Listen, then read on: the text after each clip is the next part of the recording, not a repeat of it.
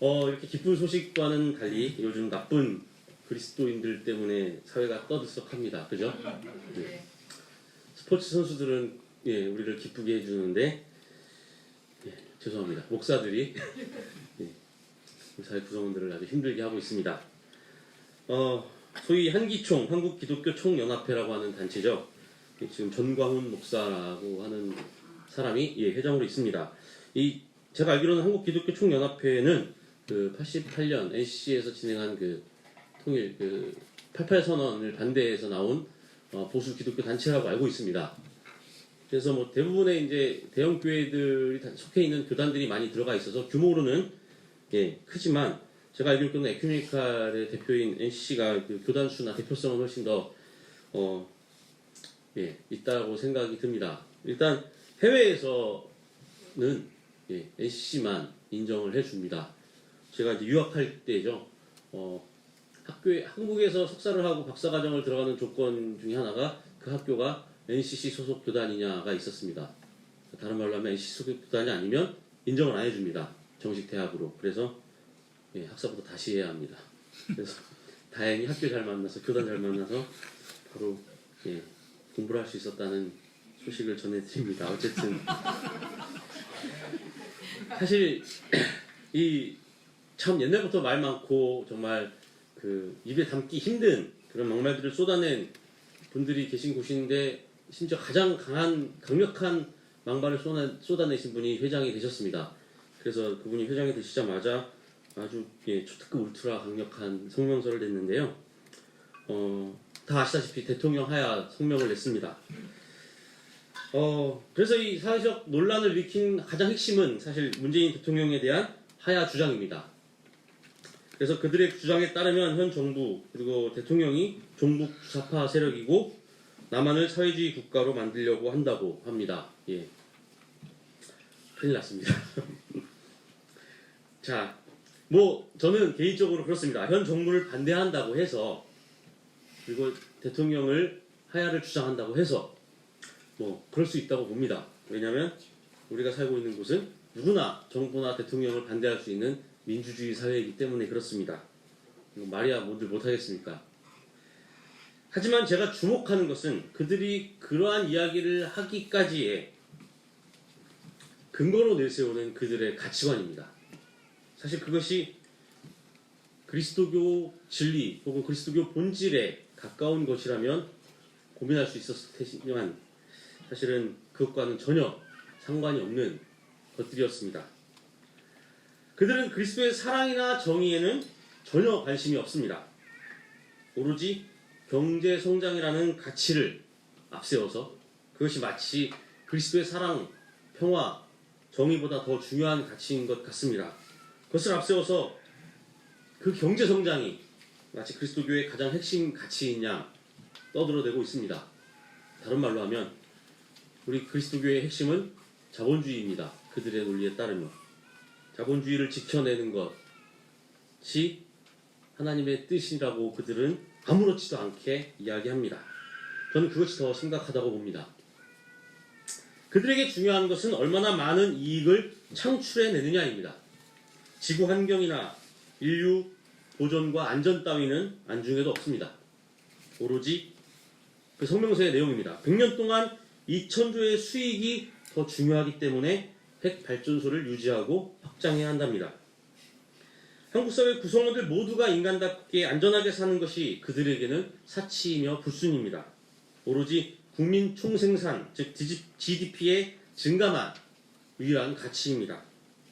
소위 국민 모두가 잘 사는 것보다도 기존의 방식대로 그저 수단과 방법을 가리지 않고 경제 이익만 극대화시키면 그것이 그만이라고 합니다. 경제 정의나 기업 윤리 따위는 필요 없습니다. 돈 벌어다 준 것이 대기업이니까 그들이 무슨 잘못을 저지르든 간에 관계없이 규제 풀고 마음대로 착취할 수 있도록 내버려 두라는 겁니다. 그렇지 않으면 공산주의고 사회주의라는 것입니다. 그들에게 한국 사회의 구성원 모두가 인정받고 안전하게 평화롭게 살아가는 것은 죄악입니다. 오로지 자신들이 빌부터 피를 빨던 그 기존의 시스템을 유지하는 것이, 그래서 그들이 그 안에서 연명하는 것이 가장 중요한 기조입니다. 그들에게 그리스도의 진리나 평화 따위는 중요하지 않습니다. 오로지 자신들이 섬기는 만몬의 마음에 들기 위해서 발버둥 칠 뿐입니다. 그들은 하나님을 믿지 않습니다. 만몬을 믿는 거짓 목사들입니다. 그리고 그들은 아주 나쁜 그리스도인들입니다. 아니, 사실 그들은 그리스도인들이 아닙니다. 그저 교회라는 하나님이라는 이름을 사용하는 사이비 집단 혹은 이익 창출 집단일 뿐입니다. 예수께서는 이런 가짜 그리스도인들을 나쁜 누룩이다라고 불렀습니다. 그리고 이런 나쁜 누룩을 언제나 조심하라고 하셨습니다. 하지만 우리 시대의 나쁜 누룩은 제가 보기에 그렇게 별로 조심할 필요가 없을 것 같습니다. 왜일까요? 너무 눈에 띕니다. 너무 분명하게 잘못했습니다. 어린아이도 알 수 있습니다. 조금이라도 지각이 있는 사람이라면 그들의 말이 얼마나 잘못된 것인지 금세 알아챌 수 있기 때문에 뭐 조심합니까? 예, 뻔히 보이는 거 그냥 무시하고 그냥 반대하면 됩니다. 그들이 원하는 대로 원하는 것에 반대로 살면 그것이 진리 아닐까 생각이 듭니다.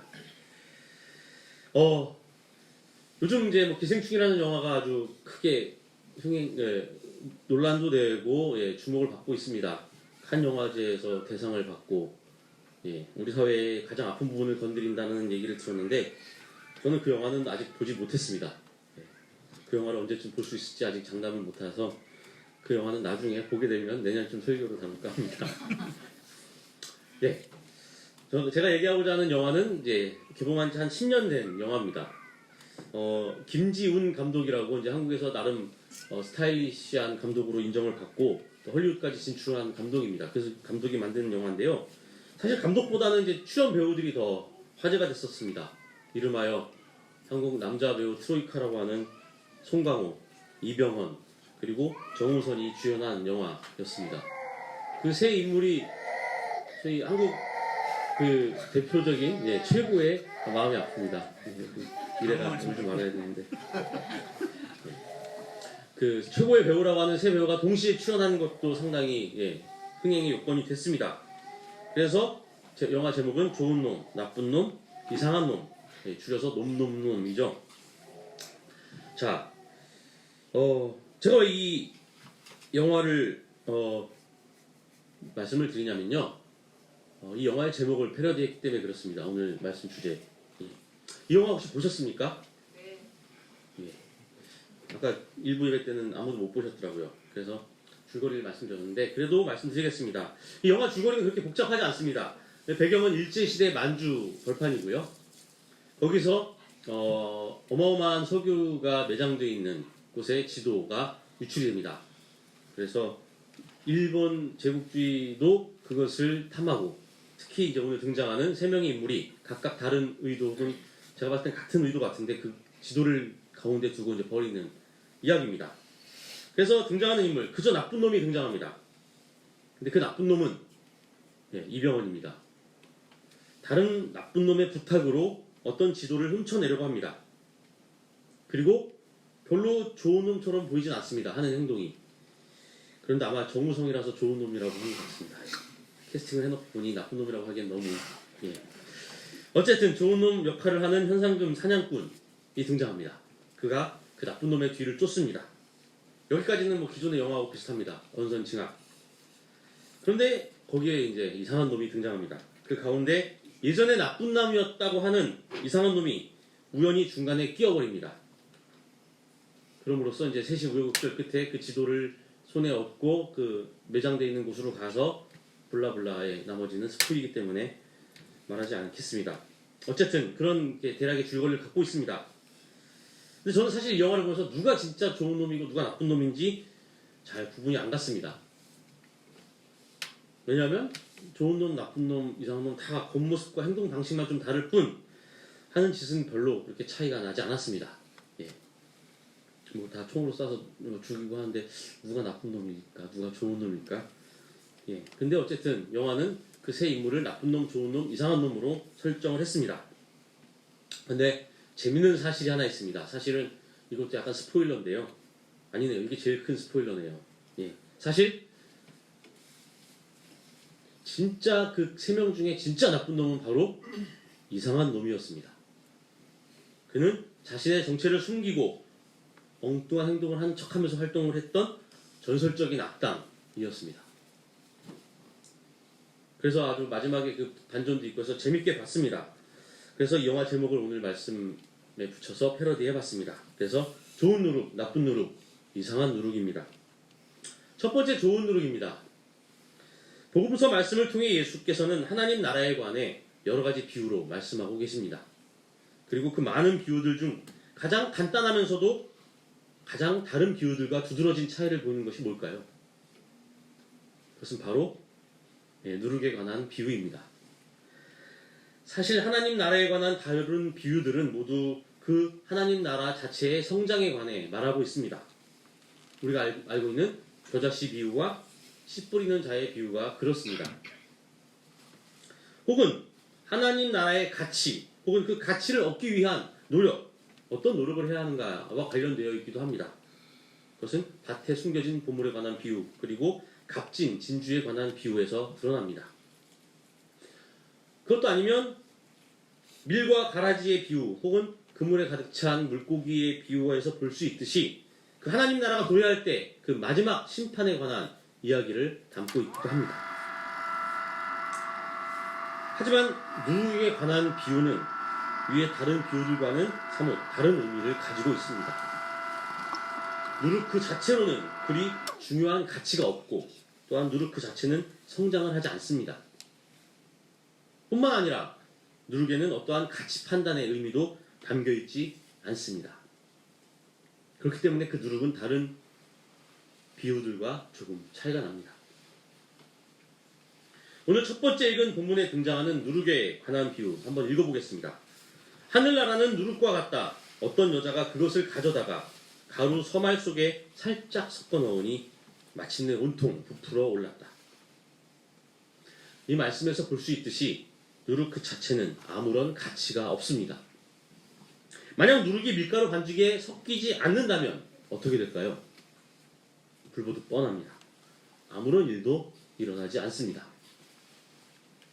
그렇지만 누룩이 밀가루 반죽에 섞이게 될 때 아주 작은 양이지만 그 누룩은 자신보다 몇천 배 더 양이 많은 밀가루 반죽을 부풀어 오르게 합니다.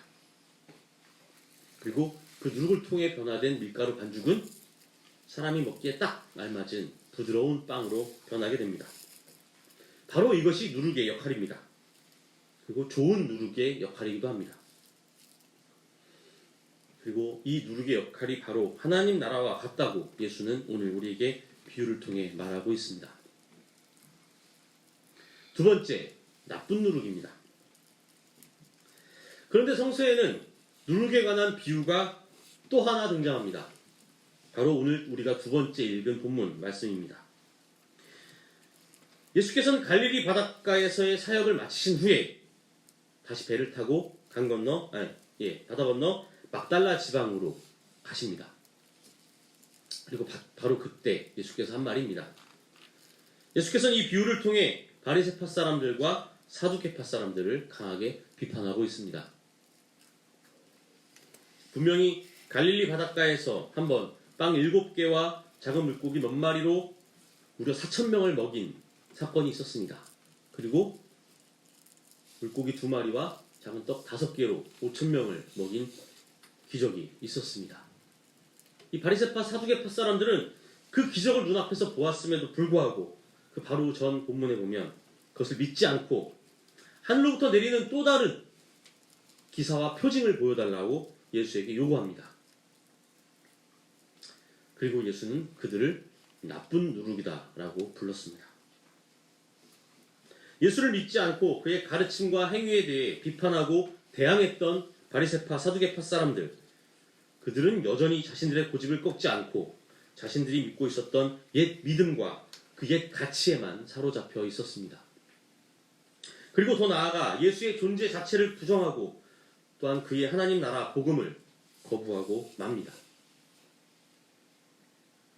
결국 그들은 자신들의 낡은 가르침과 지식을 사람들에게 강요하기 이르고 그것을 기준으로 죄인과 의인을 가르고 스스로는 죄인이라고 자부하고 그리고 스스로가 하나님의 위치에 서게 됩니다. 그들이 수호하고 관철시키고자 한 것은 하나님의 가치가 아니었습니다. 그것은 바로 자기 자신들의 기득권과 욕망일 뿐이었습니다. 자신들이 기생하고 살던 기존의 체제를 유지, 존속하는 것에만 그들은 관심이 있었습니다. 새술은 새 부대에 담아야 한다고 하는 예수님의 말씀이 있었음에도 불구하고 그들은 여전히 자신들의 과거에만 머물고 그것이 마치 새 것인 양 속이려 든 것입니다. 이미 그들의 옛 가르침과 율법주의적인 해석은 더 이상 새롭게 도래한 하나님 나라에서는 아무런 쓸모도 없음에도 불구하고 그들은 여전히 자신들의 주장을 굽히지 않았습니다. 그리고 그럼으로써 그들은 계속해서 하나님 나라의 방해자들로 머물고 마는 것입니다. 그들의 누룩은 말 그대로 나쁜 누룩입니다. 그리고 그들의 잘못된 주장은 이제 그리스도인 우리의 눈에 너무나도 극명하게 잘못된 것으로 보입니다. 그들은 나쁜 누룩입니다. 그리고 예수는 그 나쁜 누룩을 조심하라고 분명 우리에게 경고하고 있습니다. 지금까지 우리는 두 가지 누룩에 대해서 살펴보았습니다. 첫 번째, 하나님 나라를 받아들이고 실현해 나가는 사람들의 속성을 말하고 있고 상징하는 좋은 누룩. 우리는 그 누룩 자체보다는 그 누룩의 역할에 관심을 기울여야 합니다. 그 누룩은 이 세계 안에서 이 세계를 변화시키는 힘입니다. 아주 작고 미천해 보이지만 자신보다도 수천 배나 더 큰 밀가루를 부풀게 했듯이 하나님 나라를 실현하고자 하는 이들의 노력은 비록 미비하고 약해 보이지만 온 세계를 변화시킬 만큼 아주 강력한 힘을 지니고 있습니다. 이 좋은 누룩은 바로 그리스도인들의 정체성입니다. 그것은 예수의 가치와 삶을 살아가고자 하는 모든 이들을 의미하기 때문입니다. 우리는 인간의 모습으로 오신 예수를 알고 있습니다. 약하고 비천한 모습이었지만 결국 이 세계를 변화시킨 그의 삶과 가르침을 우리는 너무나도 분명히 잘 알고 있습니다. 그리고 우리가 그의 삶과 가르침에 따라 그의 가치와 의지를 이 세계 가운데 실현함으로써 누룩의 삶을 살아야 한다는 것 또한 너무나도 잘 알고 있습니다. 우리는 그러기 위해서 언제나 나쁜 누룩을 조심해야 하고 잘못된 가르침과 거짓 가르침들을 경계해야 합니다. 상하고 나쁜 누룩이 먹을 수 없는 빵을 만들듯이 거짓 가르침과 잘못된 주장이 우리의 삶과 우리의 믿음을 왜곡시키기 때문입니다. 다행히 우리는 성령 하나님의 도움으로 분별할 수 있는 눈과 마음을 갖게 되었습니다. 나쁜 누룩들의 그 주장이 터무니없다는 사실을 그래서 우리는 너무나도 분명히 잘 알고 있습니다. 그런데 아마 지금쯤 왜 이상한 누룩 얘기를 안 하나 하며 이상해 하시는 분들이 있을 것 같습니다. 그렇죠? 그러면 지금부터 이상한 누룩에 대해서 살펴보겠습니다. 그 서두에 말씀드린 영화에서 등장하는 좋은 놈도 아닌 것이 나쁜 놈도 아닌 것이 영화 내내 도드라지게 특이했던 인물, 그 이상한 놈. 그는 사실 나쁜 놈으로서 과거를 숨긴 채 그저 자신만을 위해 도둑질했던 사람이었습니다. 그리고 그는 항상 어수룩한 표정과 우스꽝스러운 행동으로 일관하면서 신기하게도 그 어떤 위험 속에서도 자신의 생명을 유지하고 다치지도 않고 계속 등장합니다. 총알이 빗발치는 데서도 어설프게 움직이는데 총알이 다 피해갑니다. 그는 아주 특이한 인물입니다. 그는 어느 편에도 속하려고 하지 않았습니다. 좋은 편, 나쁜 편, 네 편, 내 편이 없었습니다. 오직 나였습니다. 그에게는 선악 따위가 그리고 그 선악 따위의 가치가 아무런 짝에도 쓸모없는 것이었습니다. 그에게 있어서 오직 중요한 것은 자신의 생존과 부귀영화였습니다. 그 외에는 다 쓸모없는 것이었습니다. 그래서 자신이 얻고자 한 것에만 자신의 시선을 고정시킨 채 다른 것들은 신경조차 쓰지 않았습니다. 그리고 그는 그 어디에도 속하지 않은 채 홀로 살아갑니다. 이 자가 바로 이상한 놈입니다.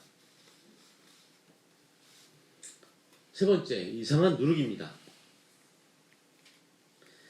하나님의 나라의 가치를 쫓아 살아가지도 않고 그렇다고 그 가치에 대적자인 것처럼 보이지도 않는 사람들이 있습니다. 그런 채로 살면서 그 어디에도 속하지 않고 나 자신의 삶과 그 삶의 실현만을 위해 살아가는 사람들이 있습니다. 교회는 다니지만 그들의 마음속에 예수의 마음이 담겨있지 않은 사람들. 스스로 그리스도인이라고는 하지만 그리스도의 가치보다 자신이 추구하는 가치만을 쫓아 행동하는 사람들. 필요에 따라 좋은 놈과 나쁜 놈을 이용하기는 하지만 그 어디에도 속하려 않은 그 영화 속 이상한 놈처럼 교회에 몸담고 스스로 하나님을 믿는다고 자부하면서 살지만 철저히 세상에서 만몬의 가치를 쫓아 이익과 자본의 편이 되어 살아가고 있는 그리스도인들의 모습. 이것이 진정으로 우리가 우리 시대에 경계해야 하는 이상한 누룩이라 아닐까 생각합니다. 그리고 이것은 어쩌면 우리도 모르는 우리의 자신의 모습일 수도 있습니다. 이 이상한 누룩은 자신을 밀가루 반죽 속에 던지려고 하지 않습니다. 어찌 보면 구별되고 거룩한 것처럼 보이지만 사실은 그들은 거룩한 척 세상과 타인으로부터 자신을 구분하기만 할 뿐 진정 구별된 삶은 살지 않습니다. 교회 안에서 스스로는 거룩한 척, 정의로운 척, 자유로운 척 하지만 진정 자신이 추구하는 가치를 포기하고 지금까지의 삶의 방식을 변화시켜야 하는 상황에 맞닥뜨릴 경우 언제 그랬냐는 듯이 자신만을 보호하기 위해 방어막을 치고 빠져나갈 구멍을 만드는 그런 사람들입니다. 입으로는 사랑을 되뇌이지만 그 사랑을 위해 자신을 포기하지는 않습니다. 입으로는 정의를 외치지만 그 정의가 나를 도전하면 스스로 벽을 쌓고 그 벽 안에 숨어버립니다. 입으로는 평화와 평등을 외치지만 그것이 나의 이익을 침해하면 가차없이 공격태세를 갖춥니다. 그들은 이상한 누룩입니다. 누룩이라면 밀가루 안에 들어가서 밀가루 반죽을 부풀려야 하는데 그들은 결코 밀가루 안에 들어가려고 하지 않습니다. 누룩이 만약 자신의 상태를, 자신을 유지하고 보존하기 위해서 노력한다면 누룩은 그 역할을 감당할 수 없습니다. 나쁜 누룩은 나쁜 빵을 만듭니다. 하지만 이상한 누룩은 아무것도 만들어내지 못합니다. 밀가루 반죽은 그냥 밀가루 반죽으로 머물고 맙니다.